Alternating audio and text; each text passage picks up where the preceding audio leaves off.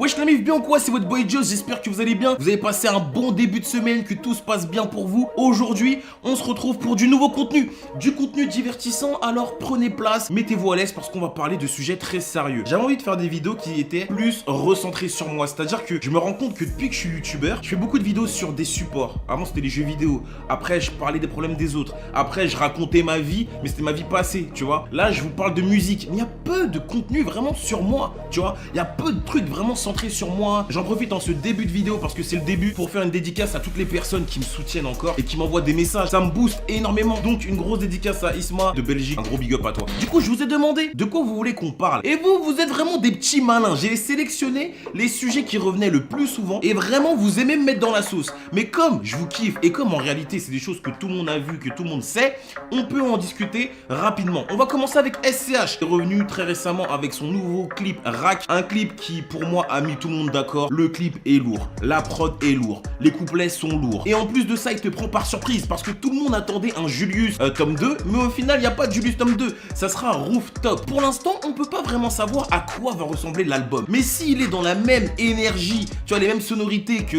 RAC, franchement, je suis chaud. SCH, comme je vous disais, c'est ce genre d'artiste qui arrive à te surprendre encore, tu vois. Il arrive encore à te surprendre. Je m'attendais vraiment pas à un gros morceau trap comme ça, tu vois. Et on attend le 29 novembre avec beaucoup d'impatience. Le 29 novembre, ça va être une date très importante. Il y a SCH, il y a Gradure et il y a Dinos. Donc bonne chance à tous les trois. En vrai de vrai, j'ai vraiment trop hâte. On m'a dit aussi, ouais Joss, est-ce que tu veux parler des sextapes qui tournent un petit peu dans le monde du rap? Mais les frères, qu'est-ce que moi je vais aller parler des sextapes qu'on voit dans le rap? Moi j'ai rien à dire sur ça. La vérité c'est que c'est des choses qui arrivent à beaucoup de gens et qui sont mis en avant quand t'es une personnalité. Ça tourne en boucle sur Twitter parce qu'on sait que sur les réseaux sociaux, on s'en donne à cœur joie à partager ce genre de choses, à essayer de vanner, à essayer de tourner en dérision. Mais moi, tu vois, ce genre de choses, moi, j'y participe pas parce que j'ai pas envie de contribuer à ça. C'est une forme de lynchage, je trouve, médiatique. Et pour ma part, comme je vous ai déjà expliqué, toute forme de lynchage, que ce soit du cafouillage en vrai, que ce soit du cafouillage sur les réseaux, que ce soit tout ce que tu veux, moi, j'aime pas y prendre part. Donc, les sextapes qui ont tourné sur les artistes, allez sur les réseaux sociaux, vous verrez par vous-même. C'est des erreurs qu'ils font. Ça peut être aussi pour le buzz, tu vois. Des fois, c'est des stratégies de communication. Tu sais pas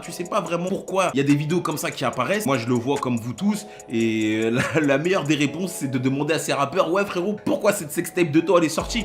Et tu verras s'il te répond. Bien évidemment, on a parlé de Ninho parce que oui, Ninho c'est l'artiste qui a le plus de certifications actuellement. Tu vois, Ninho ça doit être vraiment Picsou, tu vois, il a une porte, il ouvre et il y a une mare de billets tous les matins et tu vois il saute dedans. MILS 3.0, ça a été à demi-mot annoncé. Moi on m'a demandé vraiment, Joss, qu'est-ce que t'attends sur ça? On va en faire une vidéo, ne vous inquiétez pas. Rapidement, si je devais vous dire ce que j'attends de MILS 3.0, j'attends un Ninho qui peut-être va prendre plus de risques, aller dans des univers qu'il a pas forcément déjà exploré, en nous montrant que voilà, le mec il est ultra polyvalent quel que soit le support dans lequel il est. Et j'attends aussi des feats de confirmation. J'aimerais vraiment beaucoup voir un feat avec Booba. On sait très bien qu'il freestyle quand il va dans les planètes rap sur les prods de Booba, de Rof aussi. Booba il est toujours d'actualité. Qu'est-ce qu'on attend pour fitter les frères? En tout cas, moi j'ai donné l'idée. Si ça se fait, je récupère 20%. Joss, à quand la suite de SSP? Très très bonne question. À quand la suite de SSP? Rapidement, comment vous expliquer?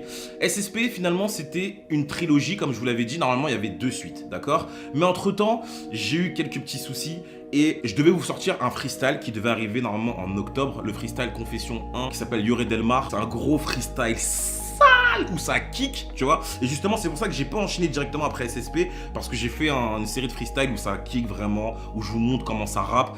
Et ça a pris du temps en termes de clip parce que le son il est prêt, le son il est mixé, le son il est tout, je peux l'envoyer sur les plateformes, mais je veux le sortir avec le clip, tu vois. J'ai pas pu le sortir avant parce que voilà les frères, j'ai eu des gros soucis personnels.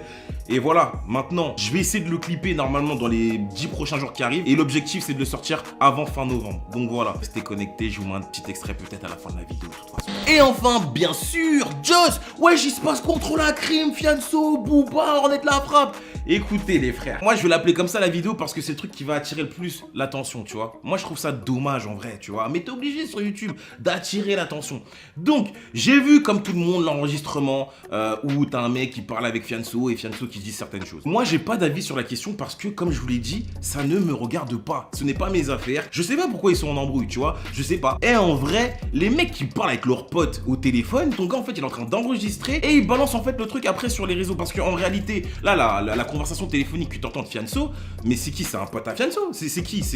On sait pas vraiment qui c'est qui a balancé le truc, mais à part le mec qui enregistrerait la conversation ou un pote à lui qui est à côté de lui qui enregistrerait la conversation, c'est quand même bizarre. Donc on aurait dit que c'est dans son propre entourage finalement que le mec, tu vois, il y a une taupe. Donc c'est bizarre. Après les propos qu'il tient, on va regarder comme d'habitude les rappeurs régler ça entre eux. On a vu la crime qui a déjà réagi. Je trouve que c'est dommage parce que ça donne encore une fois une image bizarre du rap. Tu vois, les mecs qui sont tous là successful. En vrai, calculez-vous pas, tu vois. Chacun réussit son truc. La crime, il est successful. Booba, il est successful. Fianso, carrément, le rap, il a un peu pris du retrait, il est dans le cinéma, tu vois. Hornet, ça fonctionne aussi pour lui. T'as des mecs qui sont rentrés dans l'histoire sans même vouloir, tu vois. Donc en vrai, c'est quand même dommage. Chacun est successful, chacun pourrait faire son bif dans son coin sans que tu vois. Faut voir comment ça va évoluer. J'espère que ça va pas aller loin. J'espère que ça va pas faire non plus des histoires comme pas possible. En réalité, moi je trouve que le climat dans le rap, tu vois, quand tout est pisse, quand les gens ils sont là pour s'amuser, tu vois, c'est mieux. Nous on est là en vrai, on veut juste consommer du son. Après les histoires, bien sûr que ça fait vendre, bien sûr que ça fait des tweets, bien sûr que ça met du feu au truc, tu vois. Mais en réalité, franchement, est-ce qu'on se porte pas mieux sans clash? En vrai, moi je pense que si. Donc voilà. La MIF, on arrive déjà à la fin, hein. J'ai parlé de tous vos sujets là que vous voulez que je traite. En tout cas, cette vidéo elle me sert vraiment pour vous dire merci pour les gens qui soutiennent. C'est vous qui me boostez. Si je continue après tout ce temps avec les vues qui baissent et tout, c'est parce que j'ai du soutien et que ça me permet de continuer. À travers vos vues, à travers vos partages, à travers vos pouces bleus que je vous demande à chaque fois. C'est tellement important. Et vous, ça vous coûte rien. Vous êtes derrière votre PC, vous mettez juste un pouce. Ça nous aide tellement, les gars. Donc un grand merci à toutes les personnes qui font que je suis encore potable sur YouTube. Je suis encore là, frère, voilà. Et je vous remercierai jamais assez. Voilà.